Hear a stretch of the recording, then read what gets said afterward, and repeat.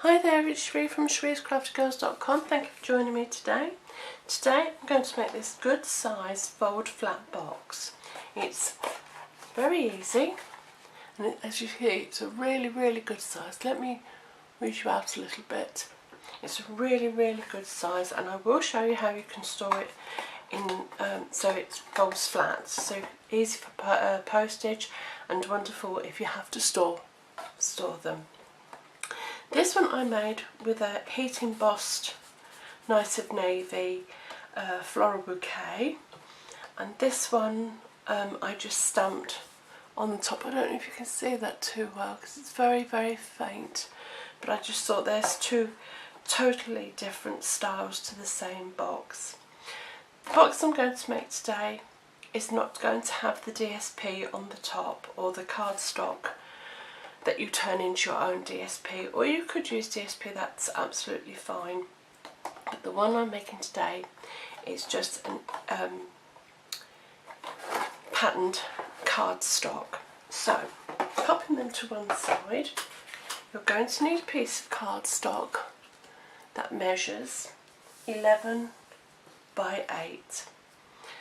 Now I have gone ahead and pre-scored this because I have made my own paper, and this was inspired by the wonderful Affectionately Yours, because they've got these lovely gilded papers in there.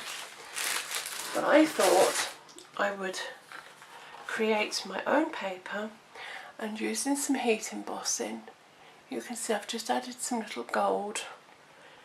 So it's really pretty and very personal. So what you would do is you would take your scoring tool, and with the long side at the top, you will score down at 1.5 inches. 4 3/4 inches. It's very dark in here. Oh, there you go. 4 3/4 inches and 9.5 inches. No, I'll start that again. Sorry, it's 1.5, 4 3/4, 6 1/4, and 9.5. Turning it so that the short side is on the top, you will do 1.5 and then again 6.5. And then if you're going to heat emboss it or anything like that, not so bad if you're stamping it, but if you're going to heat emboss it, you would score and fold and burnish it before, because you could crack where you've heat embossed. So you would just fold and burnish all your score lines. As I say, you would do this before you heat embossed. Fold all your score lines, like so. Trying to avoid where I've embossed because I don't want it to crack. Then taking a steel ruler and your stylus, determine which side you want to be your base, because you're going to do some diagonal scoring, and you're going to, on all the squares on either side, you're going to score from the inside to the outer point. So if you want this to be your bottom, you need to score from this point to the outside point. But if you want this to be the base of your box, you go from this side to the outside point. The outside ones doesn't matter because you're just going to go from inside to out, inside from out, inside from out, inside to out. But you do need to make sure that you do this one inside to out and copy. Do not go inside to out and then inside to out, because you will have a mixed box. So from the inside corner out, inside corner to outside corner, and I'm just going to carry on using inside corner to to match that one. So just go inside to out, and I say make sure you do the same on the opposite ones, same corner, not this one, the same corner, to the outside corner, inside corner. Oh look, I've got nail polish on there. Inside corner to outside corner. Oh, excuse me. Inside corner to outside corner. So put them to one side. We're now very delicately going to just pinch them, just to soften them and making it easier for you to fold, making sure they're nice and neat, and then burnish those inside points there, a bit there. You just want to burnish it a little bit. So again, bring one score line to meet the other score line. It will be easier because you've already scored, so it just makes it that little bit easier to do. And make sure that you lovely burnishing. And do that on the four corners to start off with. Okay, so bring the two score lines together and burnish the inside of the box. Now, where you have scored from corner to base, that is the one that you need to cut. Okay, so that's the only bit of cutting you need to do, because your box is going to fold in on itself. So you need to, where you've diagonally scored, the corner that your diagonal line comes to, that is the one that you need to separate the base from the box. So again, where the corner meets, you need to cut along that score line. Okay, and then again we're going to bring those two score lines together. Sorry, that score line with a separator score line, so just bring them together and again burnish the triangle that is formed on the inside. Okay, and the same the other side. Bring the two score lines together. Sorry, I'm totally out of shot, aren't I? Bring the two score lines together. This is a bit more fiddly than the other two. I always find these. So just pinch the bottom if you're having a little difficulty like me, and then burnish your score line. So that is the base of your box then. Okay, so what we're going to do now is we're going to do the fold flat portion of your box. So you are just going to put some adhesive on these two corners. So we'll do that first. I'm going to use a little bit of snail. So just put your adhesive on those two pieces for now. Okay, and bring them in, making sure they're secure. And then on these two, you're going to do the same. The two inside uppermost corners. Okay, one there, and the same on your lid as you did this one. The two triangles that are joined to the flap. Okay, not these ones that go to the side, the top and bottom ones. And for this I'm just going to use a little bit of sticky tape. Okay, because I'm running a bit low on my snail. So just a piece in there, and I think you can see better where I'm actually putting the adhesive, which I think might be a little bit easier for you at the moment. Once you've done it, it'll be no problem to you whatsoever. It'll all fall into place.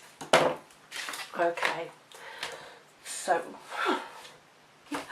got a bit confused then. Okay, so there's your triangles, top and bottom, inner ones. Okay, let's bring out a little tiny bit more. Not your outer ones, your inner ones. So just remove your sticky tape, or if you're using snail, just bear with me. So, oh goodness me.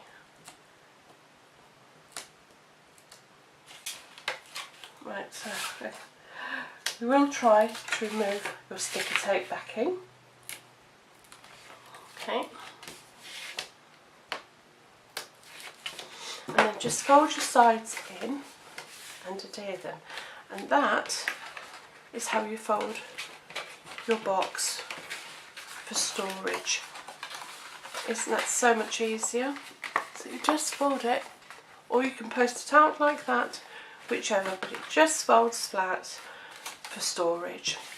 So when you come to use it, or you send it to your customer and she wants to use it, just pop another piece of sticky tape along the top. And if you're sending this out, I would suggest using sticky tape, because then all she's got to do, all your customer's got to do, is take the backing paper off and the box is good to go. So again, on where your seam is, your score line, top and bottom.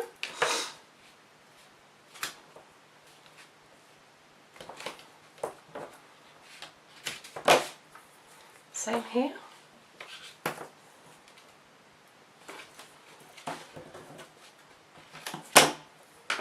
And if you want to be a little bit extra cautious, you can put some down the side as well. But just for speed, I'm going to leave it like that, but I would normally put some down the side, and it's going to spoil. I'm going to have to, because it's going to annoy me. I am sorry. So just to secure it, because I'm using cardstock, it's quite thick, and because I've embossed it as well, I haven't scored it quite as finely as I would have liked. So I'm just going to pop a little bit extra for security. Okay, so you don't have to, you could use wet glue if that's your preference as well, that's fine. So, there we go. So let's do the box first. Removing your backing paper, which of course I'm having trouble with today because it's just being a nightmare. I'm just going to do the bottom ones to start off with. So removing the backing and then aligning your sides.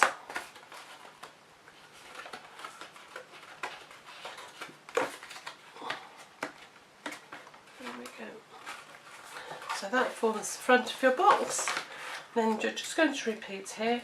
Take away your backing from your sticky tape, or that's what your customer would do because she's received it at her house. And all she's got to do to make up the box is remove the backing paper, if she can.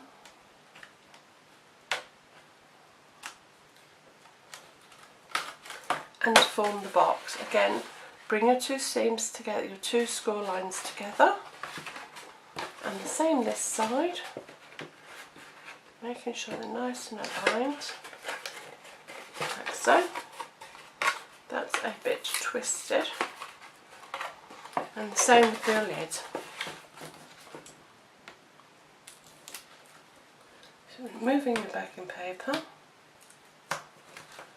Oh, I don't normally struggle with my backing paper, but today, goodness me, goodness me.